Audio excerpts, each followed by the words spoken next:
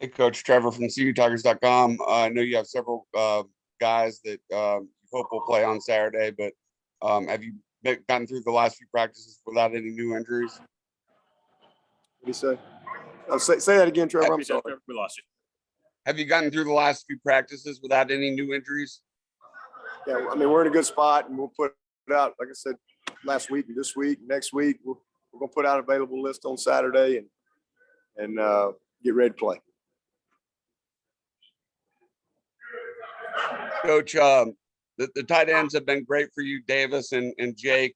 I know Davis had a good season last year, but is this probably the best spot that you've been in since Leggett was here in 2016 in terms of tight ends in the passing game? Yeah, absolutely. I mean, you've got a great group, man. Davis is a pro. I mean, he can do it all. He's unbelievably committed. Brenny is a special young talent that just gets better and better every practice, every week. He's just so much more focused and polished and knowledgeable and just physically better than he was last year. Sage, hasn't had as much opportunity yet, but man, Sage is a great guy in that room that we think, has a bright future for us. Luke's old salty dog. So we got a good group and really proud of those guys and how they've performed with great consistency. Hey, Coach, it's David Hood with TigerNet. I know I ask this all the time, but night game, Death Valley, top 10 matchup, a lot of extra juice with it. Do you have fun with this? Can you get a sense that the players going on the road last week, winning at a ranked Wake Forest team, now coming home, top 10 matchup here, that, yeah, it's fun for everybody? Oh, absolutely. I mean, to me, every time we walk in that stadium, it's special every time. I mean, I never take it for granted, and I know y'all get tired of saying it, but every game's the biggest game of the year. This is not the biggest game of the year because it's another ranked opponent. It's night game, all that stuff's great. But if none of that was there, it'd still be the biggest game of the year because, if we're going to achieve our goals, we want to stay in control of our destiny. That's the best way to do it. That all that stuff's great. We got an unbelievable environment. That's just, more juice, I guess, to go with it. And got all kind of external stuff, but as I've said many times, I mean, that's fuel for the fire, but external factors, night game, game day, rankings, all that, man, that cannot be the fire. The fire has to always come from within, that all that other stuff can be a little fuel to throw on it. But if that's the stuff that really motivates you, then you're never going to be consistent. And, I think that's what we have tried to, do year in and year out. And I think that we've done a great job of that, is be consistent. It's not that we win every game, but man, are consistent year in and year out because we have a certain mentality and it takes a mindset to have consistency. When you don't have that mindset and all of a sudden now I'm super motivated because of ranking, time of play, game day, all that stuff, it just leads to inconsistency because then you show up the next week and that stuff's not there. And so then you get beat. And so we've just tried to always, truly put everything we got into each and every one and just lose yourself in that process of that. And you look up at the end of the year and man, you go, wow, man, season's over. And that's the mentality that it takes. Has this turned into one of the nation's underrated rivalries? I mean, I don't know. I mean, it's certainly this is a huge division game every single year since I've been here. And then certainly as when division play came about, now it's a division opponent and you're not going to get to Charlotte if you don't win the division. So NC State has been a tough division opponent, every single year. And this is a great football team. They have they're ranked 10th in the country, because of what they've done. They've had a lot of consistency, man. They got a lot of experience, a lot of veterans, a bunch of all conference players on both sides of the ball. They got one of the best quarterbacks. I mean, a legit, no doubt NFL dude, and they're well coached. So, I mean, this is a big game every year. They do a great job, as good as anybody we play. Hey, Coach, it's Trevor again. BT is amazingly 8 of 10 from 50 plus in his career. And as you mentioned, Phillip and Drew have done a great job with the hold, with the snap and the hold. But I'm just curious, will the weather affect your decision making when it comes to, kicking a 50-yarder as opposed to going for it on fourth or punting? Oh, yeah, I mean, absolutely, it definitely could. I mean, I wouldn't have kicked any long field goals when we played Notre Dame back in 15. That was a slosh fest, but absolutely, footing, wind, those are all things that you don't have any control over, and you have to make decisions. That's why, analytics are good, but analytics don't know if it's raining, right? And, or if it's 30-mile-an-hour wind, or what the condition of the field is. So I think you always have to make those type of decisions in the moment, and kind of where you are, and certainly be the case Saturday night. Whatever happens, and we got to find a way to win, whatever it takes. Dabo, this is Matt. I think on one play last week, it seemed like Fred Davis was kind of upset. Maybe he didn't have help or someone wasn't there. Just, do you feel like the communication in the secondary, some of those issues y'all had with communication, do you feel better about it? And how's that going this week at practice?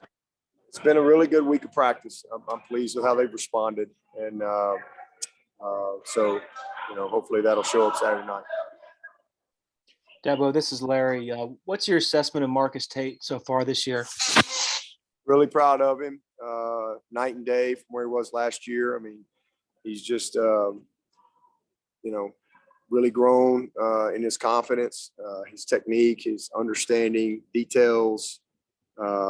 He's playing fast. He's playing physical, and it's still all in front of him. But man, he is he's light years ahead of where he was this time last year. I mean, that group has really,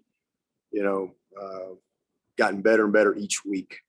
So even Blake, Blake had a great game last week, had 5.5 knockdowns. I mean, he's starting to, the game has slowed down a little bit. So this will be a different animal this week for him. So excited to see how he holds up, and all those guys. This will be a big game from a communication standpoint as far as how they pressure. Coach, we talked about Thayer Thomas in the passing game yesterday, but he's also a very dangerous return man. Has a 38-yard punt return this year, averaged 10 per last year. I know you gave up a couple of punt returns against La Tech. Do you feel pretty good about your coverage unit? Yeah, I mean, worked hard at it, and got to make sure we get a good punt to give those guys the chance, and then do a good job netting it up. But you said it best. I mean, he's really good. He's dangerous. He's fearless. If he's got just a little bit of real estate, he's going to go with it. And so we got to net it up very well, and and tackling. I mean, he's a hard guy to bring down. So very confident, very savvy, again, very experienced player. And, he's a guy that can, change the game in a heartbeat on special teams.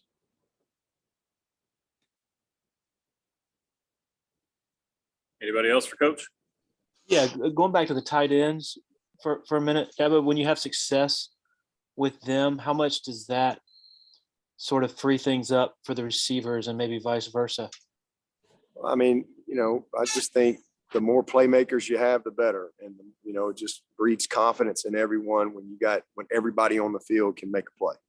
And that's what I think we are right now. I think we got guys that can make plays at every position, whether we're in 3 wides or 2 wides, to whatever, whoever's on the field, we feel like they can make plays. And the running backs, the tight ends, the receivers, we've really made some progress there, and the confidence is really good. So, but when you got big, tall, athletic tight ends, it definitely, opens things up, for those guys outside as well. And, and Street and those guys have done a great job just, formationing and creating, and then, but it all goes back to DJ. I mean, DJ is very confident. He's really seeing everything. And the chemistry is as good as it's been in a long time. And so very encouraged by what we've had there. Coach, I thought it was interesting. Shipley told me yesterday that he thought it was a mistake to try to extend the ball across the goal line on that game tying touchdown because it was not fourth down. We've seen so many players lose the ball in those situations. Obviously, you're happy with the result, but do you tell your guys not to do that, particularly if it's a wet ball like it will be Saturday? Yeah, oh yeah, we're always coaching and tracking what we call balls in jeopardy, BIJs, and you'd rather say woe than sick 'em, right? So that's just kind of how he's wired, and he's relentless. It worked out, but it's definitely always something that we coach when you talk about extending the ball. You're putting it in jeopardy, so make sure you get it in there. Hey, Yeah, Coach, but this is, go ahead. yeah, this is Chapel with the State. We talked to Kyle Richardson this week. Just through these first 4 games, what's kind of your assessment of how he's helped the offense in that new role he has this year? He's great. I mean, he's done a great job, preparing his guys week in and week out. He's always been a great voice in that offensive room. He's a senior assistant for us, so he's always had input, but certainly now he's got a lot more.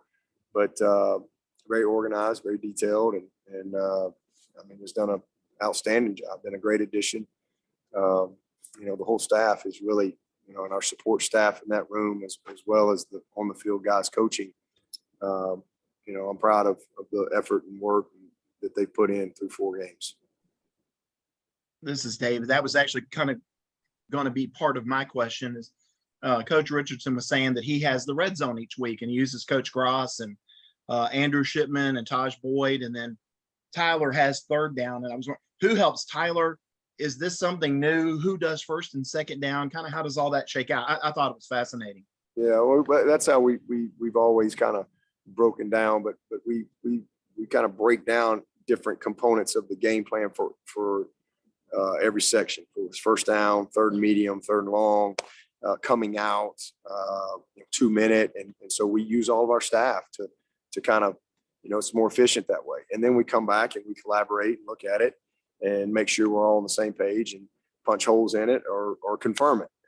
But we really try to be very efficient with our time, and so we kind of assign everyone, and Tyler works. He and Streeter, working there together on third down, and but we divide the whole staff, divide and conquer, and I would think most staffs probably do it that way.